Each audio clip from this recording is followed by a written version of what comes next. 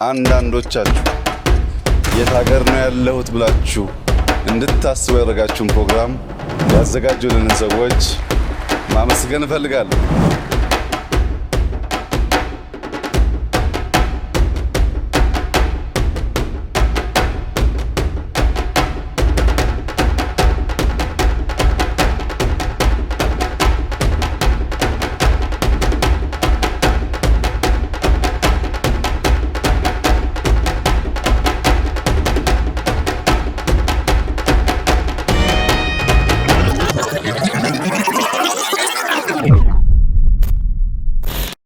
መጀመሪያ ስራው የተሰጠን የግሪን ሌጋሲ በየአመቱ የሚዘጋጅ ኢቬንት አለ።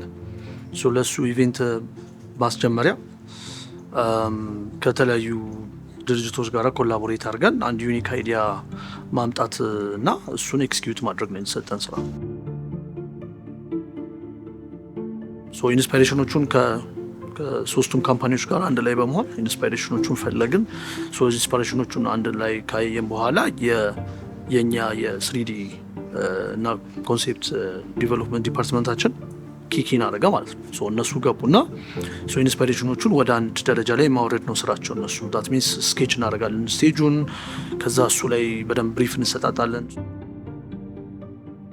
ቤቱ እንደ መጋዘን ስታይል ስለሆነ የተሰራ ሁሉንም አይነት ኢቬንቶች ሃንድል እንዲያደርግ ላይቲንጉ የስታንዳርድ ኢንቫይሮንመንት ላይቲንግ ነው ያለበት። ትልልቅ ባውዞች ምናምን ያሉት እነሱ ግን አሁን ለእኛ በተሰጠን ዳይሬክሽን መሰረት ቲያትሪካል ሙዱን ወይም የቬኑ ላይቲንጉን አያመጣው።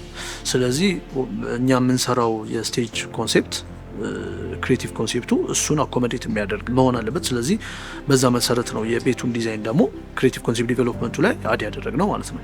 ለምሳሌ የቤቱ ላይት ዶክመንተሪ በሚታይበት ሳይት ምን አይነት ላይቲንግ ይኖረው፣ ፕሬዘንተር ሲሆን ምን አይነት ላይቲንግ ይኖረው የሚለውን ነገር እሱን አስበው ሁሉንም ስቴቶች ዲፋይን ያደርጉና በዛ መሰረት ያሉትን ፊክስቸሮች ቆጥረው ከዛ በዛ መሰረት አሳይን አድርገው ዲዛይን ያደርጋሉ ማለት ነው። ከሌላ ኢቬንት የበለጠ እዚህ ላይ ሻይን አድርገዋል የምለው ሁለት ነገር ነው ኢንትሮዲውስ ያደረጉት። አንደኛው ከ4 ዩኒቨርስ በላይ ላይት ፊክስቸሮች ተጠቅመን አናውቅም። የዚህኛው ስራ ብቸኛው የላይቲንግ ሪግ ነው ከ4 ዩኒቨርስ በላይ ተጠቀም ነው። አንደኛው እሱ ነው። ሁለተኛው ደግሞ ኢትስ ታይም ኮድ ሾው። በተለይ የልጆቹ ፐርፎርም የሚያደርጉት አርቲስቶች 80 ልጆች መጥተው ፐርፎርም ሲያደርጉ ላይቲንጉን ከዛ ስቴጅ ኢፌክቱን እና ቪዥዋሉን ሲንክሮናይዝ አድርገን የሰራንበት ታይም ኮድድ ሾው ይሄኛው ነው። እሱንም ለመጀመሪያ ጊዜ ነው ኤክስፒሪየንስ ያደረግነው እና አውትካሙ አሪፍ ነበረ። የዚህ የላይቲንግ ዲፓርትመንታቸው በሁላቸው ይሄ ነው ማለት ነው። ቴክኒካል ድሮይንጉን በዚህኛው ስራ ላይ 3 ቦታ ነው የከፈልነው። የመጀመሪያው የሪጊንግ ነው። ሪጊንግ ማለት ምንድን ነው? ይህን የሚፈለግ የኢቬንት ኢኩፕመንቶች ከመሬት ሌቭል በላይ የሚገጠሙ ከሆነ ሪጊንግ ይባላል። ገና ዲዛይን ሌቭል ላይ ብዙ ነገሮችን እንጨርሳለን። ዳት ሚንስ ስቴጁ ይሰራል። ስቴጁ ክሬቲቭሊ ላይክ ከሩቅ ሲታይ ኦቨርኦል ኤስቴቲክ ሉክ ምን ይመስላል የሚለው ዲዛይን መደረግ አለበት። ስቴጁ ሃይት ዲፋይን ይደረጋል። ከዛ ላይ ያሉት ፋንክሽናሊቲዎች ደግሞ ይሰራሉ። ስቴጁ ፋንክሽናሊቲ ደግሞ ዲዛይን ይደረጋል። 80 ሰው የመጀመሪያው ትልቁ ፕሮብሌም 80 ሰው እንደ አንዱን ሰው በ50 ኪሎ እንኳን ብትመጁ በጣም ብዙ ኪሎ ነው መሸከም ያለበት ስቴጁ። በኖርማል ስቴጅ አይሰራም ያ ነገር።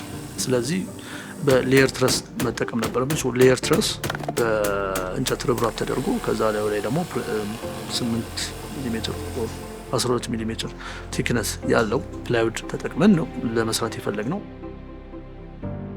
ስክሪኑ ባይዘዌ ወደ ላይ 10 ሜትር ወደ ጎን ደግሞ ወደ 40 ሜትር አካባቢ ነው ስፋቱ፣ 45 ሜትር አካባቢ ስፋቱ። ስለዚህ ያንን ደግሞ በምንድነው ያደረግነው? ከጀርባ ራሱን የቻለ ስትራክቸር መስራት ነበረብን። ያ ስትራክቸር ካውንተር ሎድ መኖር አለበት። ምክንያቱም የአየር ግፊት እንኳን ቢኖር መቋቋም መቻል አለበት ስክሪኑ። ስለዚህ ለሱ ደግሞ ወተር ታንከር ገዛን።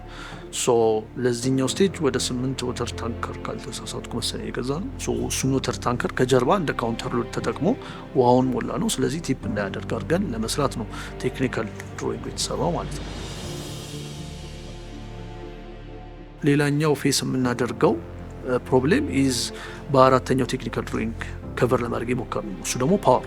ትልቁ እስከዛሬ ድረስ የሰራ ነው ትልቁ ስክሪን ኢዝ 200 ካሬ 200 ካሬ ላይ የምንጠቀመው ፓወር ኮንሰምፕሽን እና 460 ካሬ ስንጠቀም የሚወስደው ፓወር ኮንሰምፕሽን ይለያል።